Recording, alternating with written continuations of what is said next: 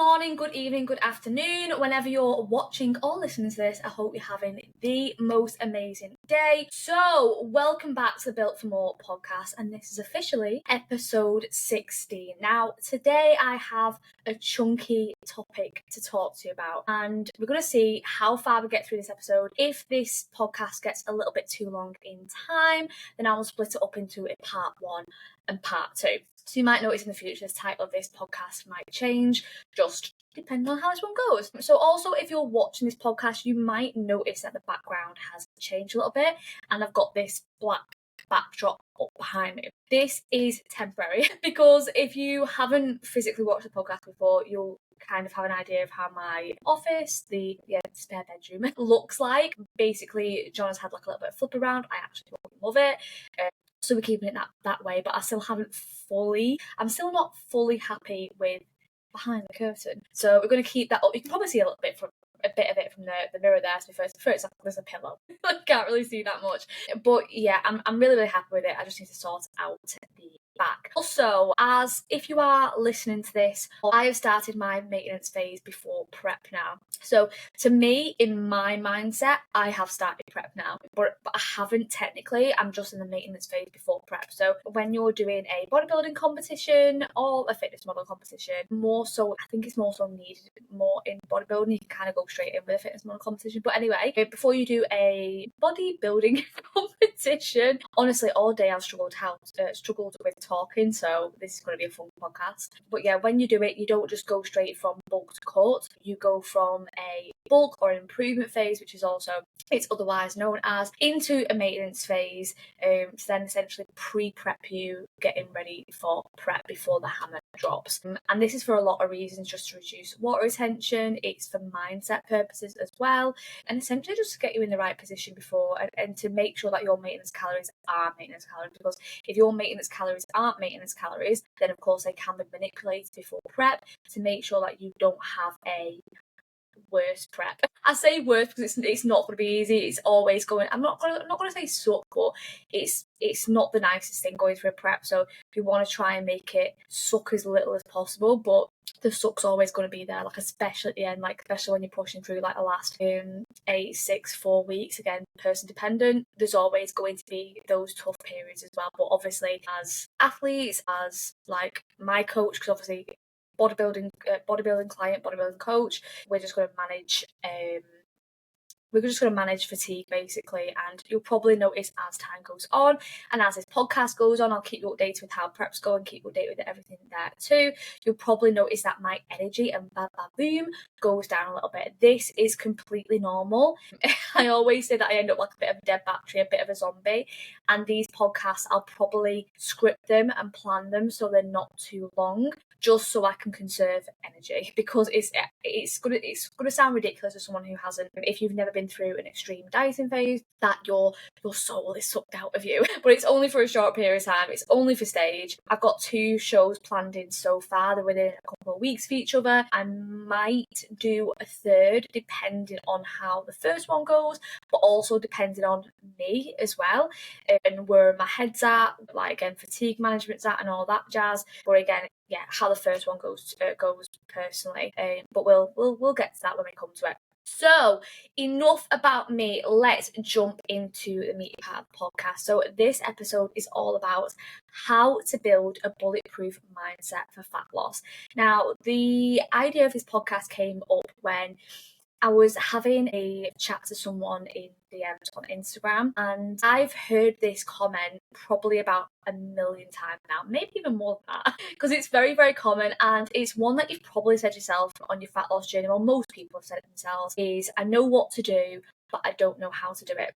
This is very, very common. I've definitely said it myself. And to be honest, like if we literally strip fat loss back, and just muscle building is a little bit more complex, person dependent, but if we strip fat loss back, it's very, very simple. It is very, very simple. You've probably heard it all before. You probably know what I'm going to say off the top of your head, and it is move more, eat less. Be in a calorie deficit and increase your energy expenditure, or don't eat as much as what you're taking in, essentially, just that energy balance, which I don't think I've done a podcast on that before. I'm just looking at my episodes. I haven't really done a podcast on energy balance, which is quite an obvious one to do, so I'll add that to the list. But yeah, like, everyone knows how to lose body fat. Everyone knows, especially with all the information out on social media nowadays, on the internet, and I know it's information overload on there, and people are like, oh, don't eat eggs, don't eat this, that, and the other. Don't eat oats and stuff and scare you. But essentially, to lose body fat, you need to be in a calorie deficit. You need to be consuming less calories than what you're expending in terms of your personal energy expenditure. And obviously, every person has a different energy expenditure. So, for example, an office worker won't have a big energy expenditure because, again, I'm saying this because I've been an office worker. Well, I've been inside in an office, sat on my arse all day. You are sat on your arse all day. Your movement is very, very little, and because of that, your expenditure level is going to be very, very little as well. Or, for example, if you are a warehouse worker, or like where you're picking shelves in a warehouse all day and you're up, down, or you're doing, let's say you're a brickie and you're doing a manual labour job, your energy expenditure is going to be a lot higher. So, of course, your calorific needs are going to be a lot higher, so it's going to be easier for you to get into a calorie deficit. So, I know you guys know all of that, but the thing is that even though fat loss is simple, scientifically, it's simple, it is not easy. And the reason why it's not easy is because of mindset, is because of behaviour change, is because of our own potential self-limiting beliefs and things that are getting in our way. Most of the time, when I'm working with a client, it is that mindset, and it is learning those habits and learning about their behaviours and so not so much changing their behaviours. Like, it is behaviour change at the end of the day, yeah, but it's more so like changing their mindset towards it as well, because everyone that I work with will come across a mindset barrier at some point during their fitness journey, and this is normal because I work with humans and I don't work with robots. It is very normal for everyone to come up with a mindset challenge at some point. I've been through them, I'm going to go through them. It is just normal, and it's how we approach those mindset challenges which determines how our fat loss journey goes, how our fitness journey goes as well. So, as I said before, most people fail not because they don't know what to do, but it's the mindset to stick with it, and it's a mindset to maneuver around barriers that can come up your way as well.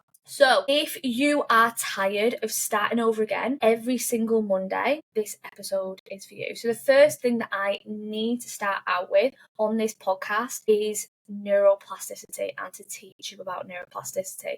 So, if you don't know, I am dyslexic as fuck. I know the science. I have got a good head on my shoulders, but because I'm dyslexic as fuck, all of the Latin-y, complex science jargon, all that jargon, I'm not great at.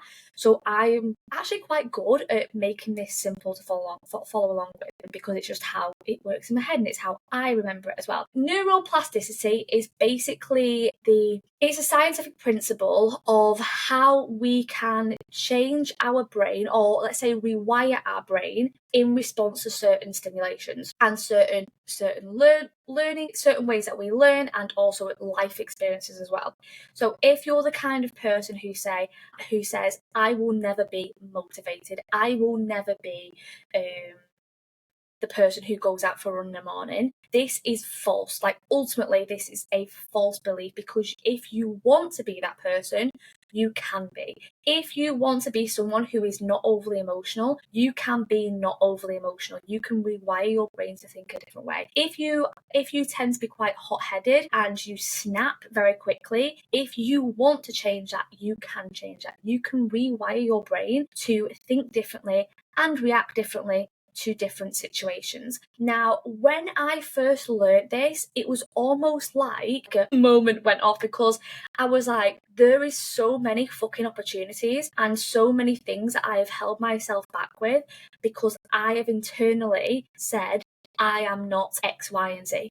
I'm not going to do this course because I'm not smart enough, or this, that, and the other. And it's ultimately false, because again, you can build on that. You can obviously, you can build on your intelligence, you can build on your motivation, you can build on, like, just like with the body, how it gets fitter over time. We can change things. We can get bigger delts. We can then, once we've got bigger delts, we can then get smaller delts. If we want bigger glutes, great. If we want smaller glutes, we can change that.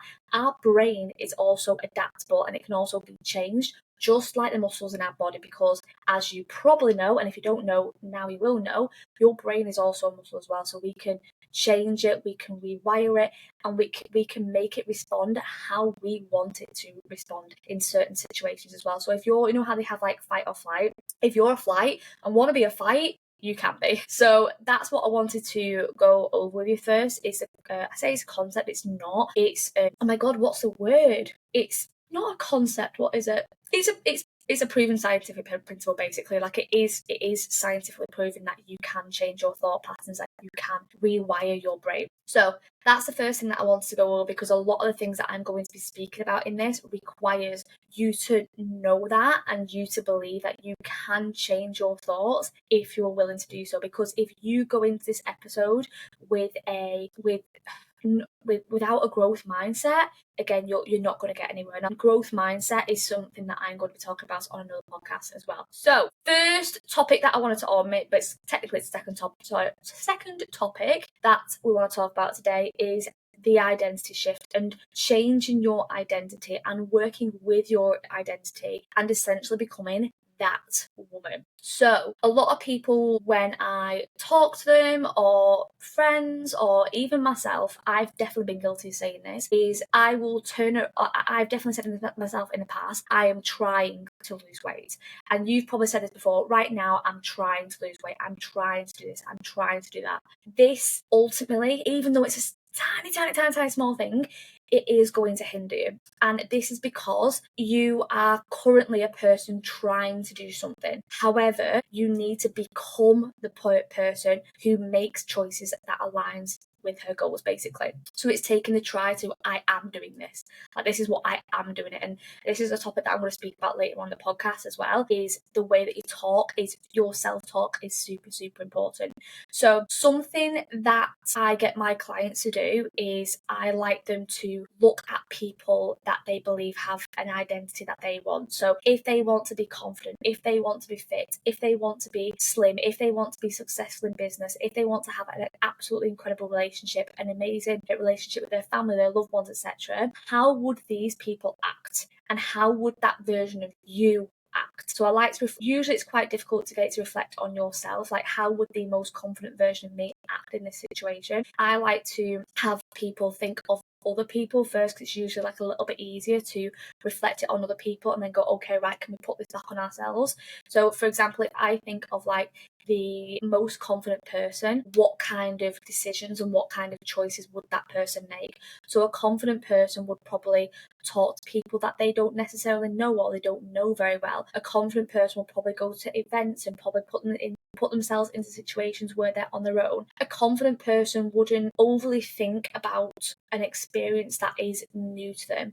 And a confident person knows that they might make a fuck up or they might do something embarrassing, but they know they'll be okay. Like, they know that they won't get hurt or they won't be physically harmed by that. And that even if like someone does make fun of them or laugh at or with them, like, at the end of the day, like, they'll be okay. That's how a confident person would act and react. And you can also do that task with like the fittest person, with like the most successful person, the most motivated person as well, is how would those kinds of people act in this situation, or if they had this barrier that you're facing, and then do that. This technique is known as mental contrasting, and it's a highly recognized behavior change technique. And when I was saying about how you can think of the other people and the most confident person or a confident person, how they would react, then you can reflect it back on you. And I really like doing this with my clients when they first start out with me. I have a task which, funnily enough, I've done a podcast all about this, which is called Smarter Goals. And if you want to know more about Smarter Goals, I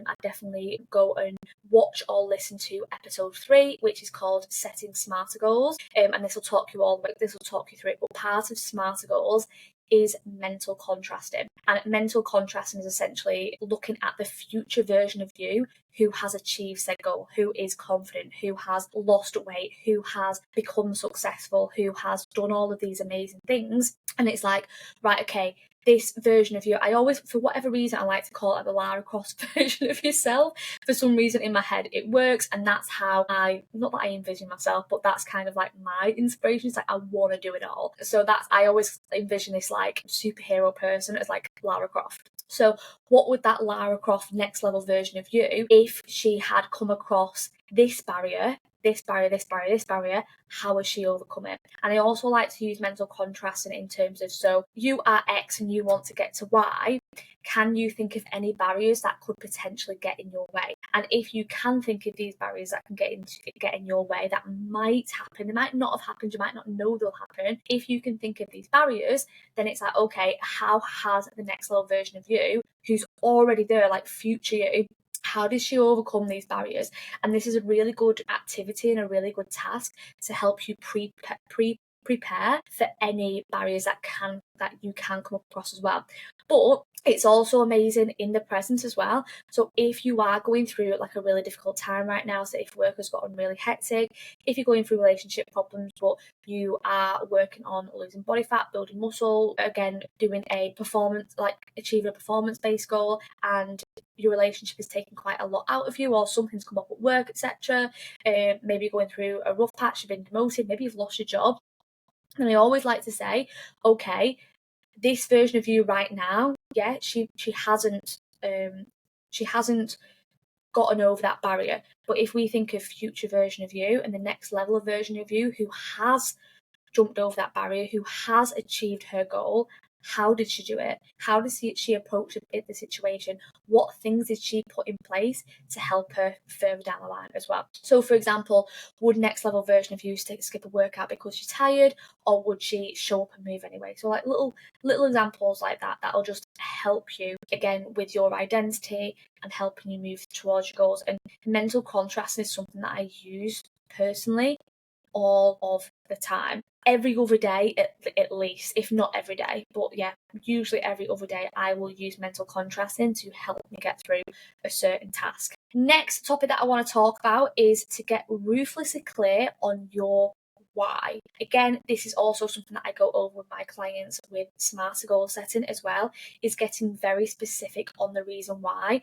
And yes, a goal, but why is getting specific on their goal, but also why is their goal their goal? So what will change in your life? Who will it affect in your life? And again, like just digging deep on why.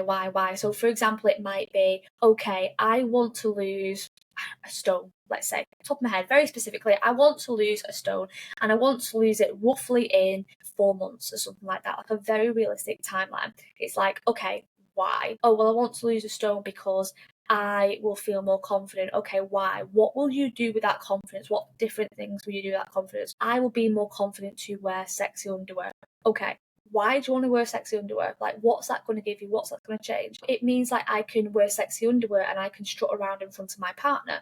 And it's like, okay, what's that going to give you? Like, why do you want to wear sexy underwear and strut around in front of your partner? And it's like, oh, because I want to know that my partner's attracted to me. And it's like, boom, that is your why. It might be something that you dig and you might actually get emotional about it. I know when I was digging into my first why, also your whys can change on your journey, but I'll talk to you about that in a second. But when I was first digging into my why on my fitness journey, I got really emotional, and it was something that lit a fire up my arse whenever I was struggling, whenever I had non-existent motivation, whenever I was having a really shite session at the gym, is that I would think about that why, and it would help me through. Even if I didn't get PBs, it just helped me through the session. It just helped me keep on ticking the boxes day by day. Now, what I was saying before about how your why can change throughout your journey is it can, and it does. So, for example, my very first reason why, I had 2 reasons why. I'm not going to go into one of them because it's a little bit deep for this podcast. I will talk. I'm open to talk about it, but just for this podcast, it would wouldn't fit. But one of my reasons why that I wanted to lose body fat is because I was training for pole fitness at the time. I got well into it, and I essentially wanted to lose body fat because it would help me progress in pole fitness, because I am the world's most impatient person, and instead of wait years and years and years and years and years for me to get stronger to help me flip upside down off a pole and climb up and down it with ease, I was a big girl anyway, but I thought, all right, okay, it'll be easier for me to lose the actual weight, yes, body fat, but weight on the scale as well, to become a lighter version of myself, so it'll be easier for me to lift myself up and down the pole as well. There was a different reason in terms of like the way that I looked and how I felt like I'd lost control, and lots of things regarding my mum as well, and the relationship I was in. So I would flick between these two things with what I needed at the time when my motivation was dipping as well. But my why aligns more with my core values, and one of my biggest core values is my career, is my job. I fucking love what I do, and it sounds really weird, like, oh, I'm a fitness coach. It's in the title. I probably should be fit, but for me, what helps me on my dark days, on the days where I can't be asked going to the gym, on the days when I'm having an absolute shit session, that I've maybe got an injury, which I'm recovering from a back injury right now. I'm sure I mentioned that on the last episode as well, I can't remember. But yeah, the thing that helps me now when I'm struggling is my why is that I need to show up and walk the walk for my clients, because how am I going to tell any of my clients what to do if I'm not showing up and walking the walk when I'm busy, when I'm running two businesses, when I've got shit to do? You know what I mean? Like, how am I meant to coach my clients if I'm not doing the work myself as well? Obviously now one of my whys is to place in my bodybuilding competition, but my bigger why of showing up and being like, about being like the best version of you and the next level version of you. And if I can do this, you can do your fat loss journey, because I'm taking myself to extreme levels. And essentially that's another reason why I'm competing at the moment. There's lots of reasons. Again, I'm going to the reason why I'm going back to competing at some point. Again, that's another idea for a podcast. But yeah, it's about getting ruthlessly clear on your reason why. So if you have like a surface level goal, like I want to lose weight, why? Or because I think I'll feel good. This will not keep you going when motivation dips, or when you have a shit day at work, when your kids are being annoying, when like shit hits the fan in your personal life as well. That will not keep you motivated at all. That will not drive you. So it's always really good to dig deeper. Why do you want this? Is it confidence? Is it feeling sexy in your clothes? Is it, pardon me, I don't know what that was then. Is it being a strong role model for your kids? Is it being able to be independent as your age? Is it to be able to wipe your ass when you're old as well? Like, all of these things are really, really important. And then when you're having those moments, when you're having those wobbles and those times when you want to quit, which is normal, everyone goes through it, it's about going back to your why and remind yourself who you are doing this for, why you are doing this, what will you get, but also if you don't do X, Y, and Z, what will you not achieve as well? What will you be holding yourself back from? What will you potentially be missing out on if you don't achieve your goal, and if you don't do the boxes that are going to help you get there as well? It's really, really important. Next thing to talk about too, we will have to split up this podcast into part 1 and part 2. Next one is shifting from motivation to discipline, because, and I probably said this on my Instagram a lot, and if you're not following me on Instagram, what are you doing? Please go and follow me. I can't even talk today. It's a problem. I post lots of educational content on my Instagram. I post a lot of stories. I do quite a lot of Q&As as well, which I answer. You'll get a lot of information from my Instagram that'll help you towards your goals. I say this a lot on my Instagram. I say this a lot to my guys on check-ins as well. Motivation is an emotion. It is fleeting. We cannot depend on it. Just like how we cannot depend on being happy all the time.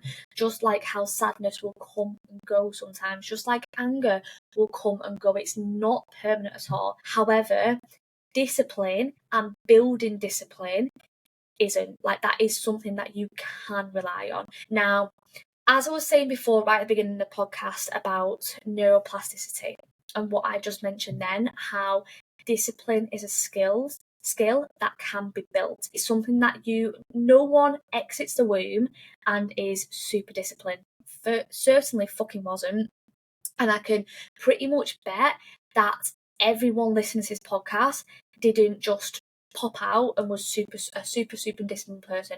It is something that has been taught to us. It has been something that we have practiced over and over and over again, and it is something that we have learned. So if you're the kind of person who goes, I'm not disciplined enough, you might not be, but you can be if you put the work and if you put the reps in to achieve that as well. And it's discipline that keeps you going when you don't feel like it. And with discipline, it's about starting small and building up. So for example, instead of going like, I'm going to be that person who goes to the gym 5 days a week and does cardio every single day, you might not start on that. Like, you might not start as might not be the David Goggins of the world. Maybe you start small first of, I'm going to go to the gym 2 to 3 times a week, and I'm going to make sure to get at least 7,000 to 8,000 steps a day. Maybe that's it for you. And then once you've got to that, and once that's been set into your routine and you're fucking nailing it, maybe I can only get 9 to 10 because of my job, and then you start to creep some cardio into it as well. Maybe you start tracking your food, or maybe you don't track your food, but you do something like plan your food in advance, and then you start meal prepping high volume foods, like making sure you're having fruit and veg in every single meal. Maybe you start like with something small like that, and as that becomes absolutely nailed, as you get really disciplined with that, then you can turn up the temperature a bit. Nail that, turn up temperature. And this is a way that I work with a lot of my clients, especially if they are just starting out, very brand new to coaching, very brand new to fitness and the gym in general. Is we start out essentially like just paddling, and then slowly we work our way into the deep end. I was listening to a really good audio book, right? It's by Paul Mort, and it's called Upgrade, the no bullshit guide to leveling up your life. I was listening to it yesterday a little bit as well, and he said a really good metaphor of how you start off as a white belt and you work your way up to a black belt.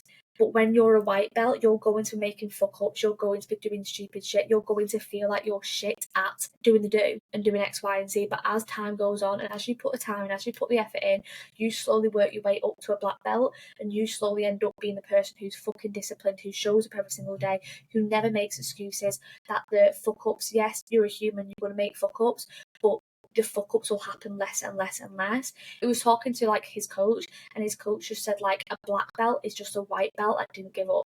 And if you take anything from this podcast, please take that away, because it is so true. Like, even though I am a competitor, even though I'm going back into bodybuilding, I have not always been that person. I have been that person who fucks up. I've been that person who did stupid shit on my fitness pal and just completely didn't track accurately at all. I will never be disciplined. I will never be motivated. I will never be like these girls that I see in the gym smashing out pull-ups. I've been that person, and I've changed it. And coming from me, of who I used to be, if I can do it from the mentality and the mindset that I was in, one of probably the wettest wet wipes in the world can change her mind and level the fuck up, you can too.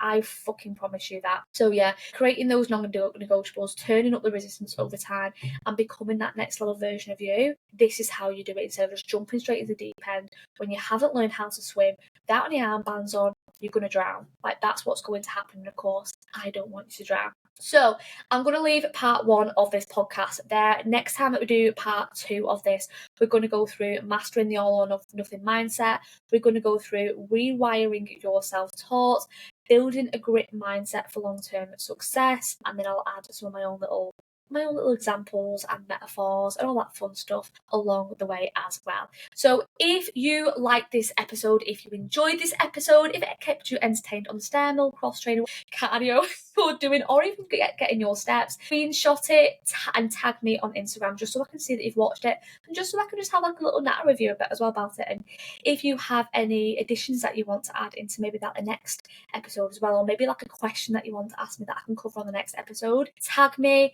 I'll get back to you, and let's build this mindset together. Also, a little cheeky plug, if you need personalised support, then DM me on Instagram, Siobhan, Siobhan. It's also in the caption below. Is it called a caption? Yeah, let's call it a caption. It's also in the caption below on YouTube if you're listening or watching on YouTube, and on Spotify as well. I'll put my Instagram handle in there as well.